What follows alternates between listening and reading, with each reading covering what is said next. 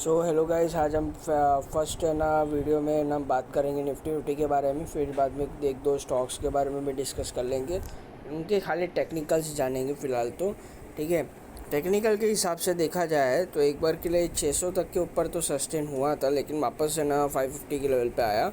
यहाँ पर as it is मैंने बोला भी हुआ है कि 500 के ऊपर सस्टेन होना चाहिए एंड उसके ऊपर है ना सस्टेन होता है तो 22,750 तक जाने की चांसेस है। ठीक है, तो अभी भी यहाँ पर ग्रीन कैंडल बनी है। अभी नेक्स्ट जो कैंडल है वो 750 के ऊपर अगर है ना सस्टेन हो जाता है तो 23,000 तक जाने के चांसेस है। एंड जिस हिसाब से सिनेरियो चल रहा है तो मे भी यहाँ से फॉल आने के चांसेस है। ठीक है, अगर है ना फॉल नहीं आता है और कल गैप अप ओपन या साइडवेज भी ओपन होने के बाद धीरे धीरे अगर यहाँ से सस्टेन होना चालू होता है तो फर्स्ट 600 के ऊपर सस्टेन होना चालू हो जाता है 10 बजे तक। तो यहाँ से है ना एक अच्छी खासी रैली देखने को मिल सकती है। फर्स्ट टारगेट होगा अपना 222,750 एंड उसके ऊपर सस्टेन होता है 23,000 तक के टारगेट है। ठीक है, जो लोग नॉर्मली एफ&ओ करते हैं उसके लिए, और है ना नॉर्मल जो है ना इक्विटी की बात करें तो इक्विटी वाले भी है ना इंडेक्स तो देखते ही है। ठीक है, तो यहाँ पर अगर देखा जाए तो हमारा जो है ना एकदम से टेंशन वाली बात तो अभी तो आती नहीं है, लेकिन अगर आ जाएगी अगर है ना 22,000 के नीचे सस्टेन होना चालू होता है तो।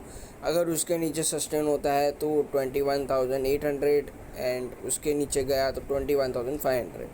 ठीक है, ये दो लेवल क्रूशियल है। फर्स्ट 22,000, 21,800 ये सपोर्ट लेवल का एज इट इज़ काम करेगी। दोनों की दोनों लेवल। रेजिस्टेंस की बात किया तो 22,750 एंड नेक्स्ट 23,000 का रेजिस्टेंस है।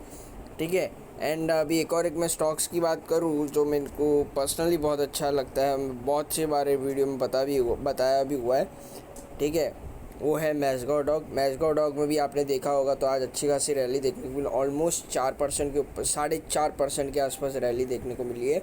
ठीक है, एज इट इज़ मैंने जो बोला था वैसे ही हुआ था। मतलब ऐसे टेक्निकल के हिसाब से ही बोला था मैंने कि 1950 का लेवल तो था, जहाँ से कहीं ना कहीं इसने सपोर्ट बनाया, वहाँ से एक अच्छी खासी रैली ली है। ठीक है, अभी जो नेक्स्ट लेवल होता है 2400। ठीक है, 2400 के ऊपर सस्टेन होता है तो डायरेक्टली मिल जाएगा ये 2600 तक विद इन 1 या 2 डेज़ के अंदर, अगर 2400 के ऊपर सस्टेन होता है तो। ठीक है, तो यहाँ पर है ना ये इसकी बात हो गई। और अभी दूसरी की बात करूँ, जैसे कोई पर्टिकुलर स्टॉक है, जैसे हम ले लेते हैं लार्ज कैप की बात ले लेते हैं तो रिलायंस इंडस्ट्री एक अच्छा खासा मूव आया था। रिलायंस का भी इतना बड़ा मूव नहीं देता है, लेकिन इसमें ना इन्होंने दिया हुआ है।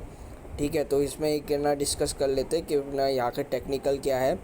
टेक्निकल के हिसाब से बोलूँ तो यहाँ पर जो 1200 का जो लेवल था जो पहले इसने ब्रेक कर चुका था एज इट इज़, वो अभी अपना सपोर्ट का है ना रोल प्ले करेगा। एंड दूसरा जो है ना हमारा जो सपोर्ट लेवल होता है वो होता है 1240, जो अभी सपोर्ट का वर्क करेगा। पहले इसने रेजिस्टेंस का वर्क किया था, तो इसने जो रेजिस्टेंस का जो लेवल था 1240 उसने ऑलरेडी ब्रेक कर चुका है। जो नेक्स्ट रेजिस्टेंस की बात करूँ तो 1280 एंड 1280 के ऊपर सस्टेन होता है तो 1320 का भी लेवल होता है।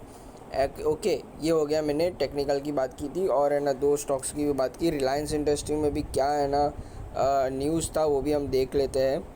ठीक है, रैली होने के चांसेस क्या था। एक minute, sorry for the inconvenient.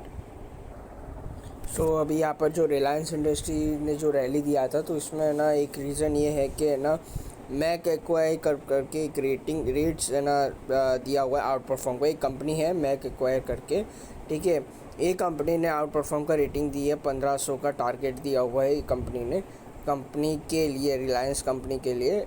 Mac acquire करके एक रेटिंग एजेंसी है तो उसने आउट परफॉर्म करने का टारगेट दिया, तो इस वजह से ये थोड़ा सा चढ़ा है।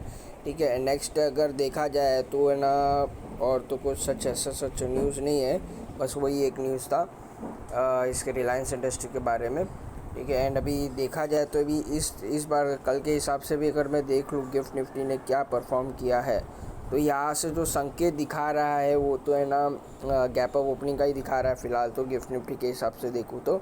ठीक है, अभी फ़िलहाल के लिए यहाँ तक के ना इतना ही होता है। ठीक है, यहाँ से और मैं अभी नेक्स्ट है ना स्टॉक की बात करूँ तो जो होता है एंजल वन तो अभी फ़िलहाल 2000 के रेंज में फंस चुका है। तो यहाँ से मेरे हिसाब से मुझे क्या लगता है यहाँ से क्या कहाँ तक जा सकता है, अगर ऐसे ही डाउनफॉल आता रहा एंजल वन में तो 2050 का एक सपोर्ट का वर्क करेगा एंड उसके नीचे सस्टेन होता है तो 2000 का भी एक लेवल है वो सपोर्ट करेगा। तो एग्जैक्टली कहीं ना कहीं अगर ऐसे ही चलता रहा एंजल वन में तो 2050 एक सपोर्ट का वर्क करेगा, फिर 2000 का भी एक सपोर्ट लेवल है। 2000 मेजर क्रूशियल लेवल होगा, वहाँ से कहीं ना कहीं रिवर्सल आना है तो आ जाएगा, नहीं तो फिर थोड़ा और है ना पॉसिबिलिटी हो जाती है, गिरने की चांसेस हो जाता है। सेम हाल मोतीलाल का भी वैसे ही है, मोतीलाल भी है ना लास्ट में गिर चुका है। तो ये जो और जो भी ये है ना फाइनेंस सेक्टर में है, जो मतलब डीमैट रिगार्डिंग स्टॉक्स है, ठीक है, वो क्यों गिर रहे हैं क्योंकि है ना ऑलमोस्ट बहुत सारे लोग मतलब बहुत सारे जो डीमैट अकाउंट्स है जिन मतलब जो होल्ड करके रखे होंगे, ठीक है, बहुत सारे जो रिटेल इन्वेस्टर्स है तो उन्होंने है ना डीमैट अकाउंट बंद करवा दिया है बिकॉज मार्केट में इतना करेक्शंस आ रहा है। तो वो है ना ये पैनिक्स जो शॉर्ट टर्म वाले होते हैं ना, जो मुझे है ना शॉर्ट टर्म में ही करना का मतलब पैसा चाहिए, तो उन्होंने 6 महीने 7 महीने के अंदर उनको रिटर्न नहीं मिला होगा तो उन्होंने डीमैट अकाउंट बंद कर दिए। तो उस वजह से जो कंपनी है मोतीलाल ओसवाल है, एंजल वन है, ठीक है, CDSL है, तो उस वजह से उन कंपनियों के रेवेन्यू में कहीं ना कहीं है ना दिक्कत आई है, मतलब आने वाली है, मतलब आई होगी क्योंकि है ना बहुत सारी डीमैट अकाउंट बंद हुई है। ओके, अगर आपको ये वीडियो अच्छा लगा हो तो प्लीज़ लाइक करना, शेयर करना, सब्सक्राइब करना। Talk to financial advisor before making any decision.